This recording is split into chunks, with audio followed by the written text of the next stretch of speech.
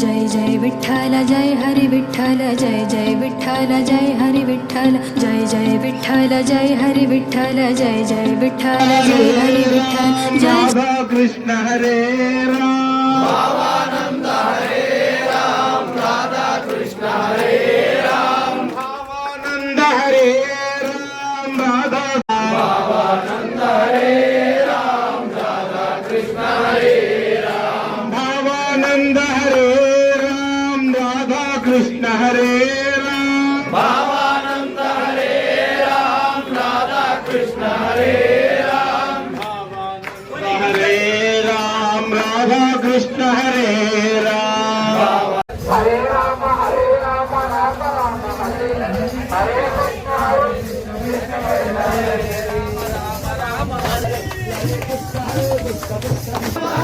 राम राम राम हरे हरे कृष्ण कृष्ण कृष्ण हरे हरे राम राम हरे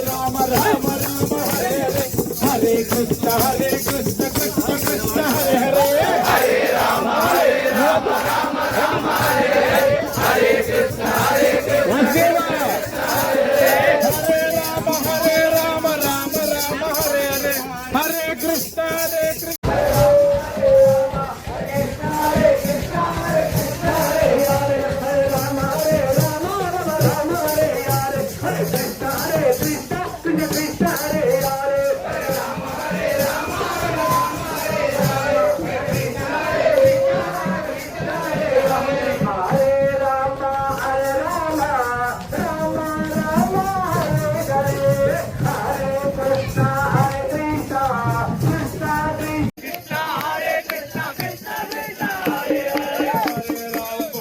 राम राम हरे हरे हरे कृष्ण हरे कृष्ण कृष्ण कृष्ण हरे हरे हरे राम हरे कृष्ण हरे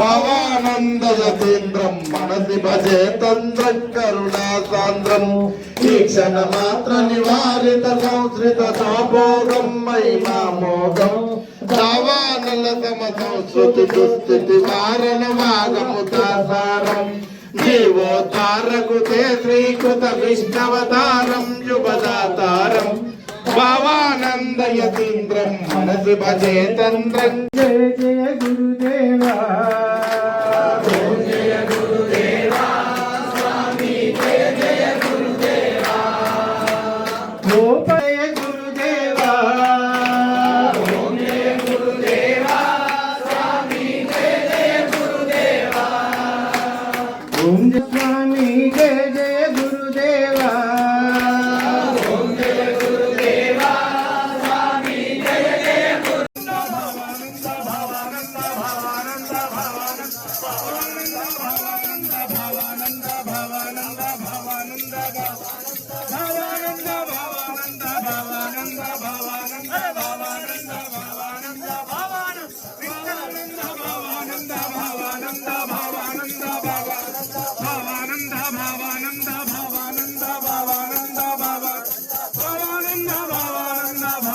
ఒక మహోన్నత వ్యక్తి ధర్మ సంస్థాపనార్థాయ సంభవామి యుగే అన్నట్టు శ్రీకృష్ణ భగవానుడు అవతరించినట్టు మా భావానంద స్వామి 100 సంవత్సరాల క్రితమే దీనగిరిలో కోసం అవతరించిన మహోన్నత వ్యక్తి ఆయన ఏం చేసిందంటే పాండురంగాశ్రమాన్ని స్థాపించి ఎంతో మంది పామరులను ధరించారు.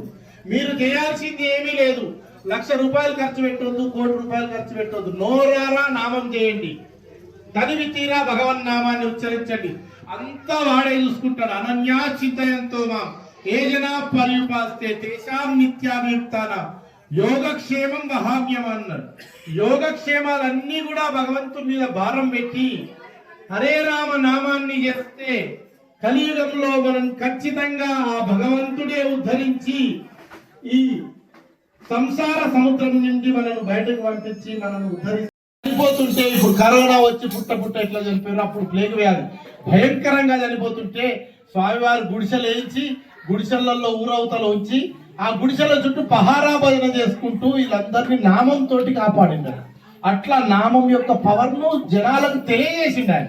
వారి మార్గంలో వాళ్ళు ఏం చేస్తుంది, పాండురంగాశ్రమం లోక కళ్యాణం కోసం 100 కోటి హరే రామ జప యజ్ఞం సంకల్పిస్తుంది. 100 కోట్ల హరే రామ నామం చేయాలని. ఆ నామమే ఈ జనాలను కాపాడుతుందనే ఉద్దేశంతో అట్లా జగదేవ్పూర్ గ్రామాలు మేమందరం మీద వేసుకున్నాం ఈ బాధ్యతను. గురు సేవ చేస్తే అంతకన్నా గొప్ప పని ఉండదని ఆ గురు సేవలో భాగంగా గురు గోవింద్ అని వెనకట తులసీదాస్ చెప్పింది ఏంటంటే, అక్కడ భగవంతుడు ఇక్కడ గురువు కనిపిస్తే ఎవరికి ముందు దండం పెడతావు అంటే గురువుకే ముందు దండం పెడతాను. ఎందుకు అంటే భగవంతుడు ఎట్లుంటాడో నాకు తెలియదు, కానీ గురువు యొక్క రూపం చూసిన భగవంతుని చూపించే వ్యక్తి గురువే కనుక ఆ గురువుకే దండం పెడతారన్నట్టు తులసీదాస్. అట్లా గురువు గారు మనకున్నారు.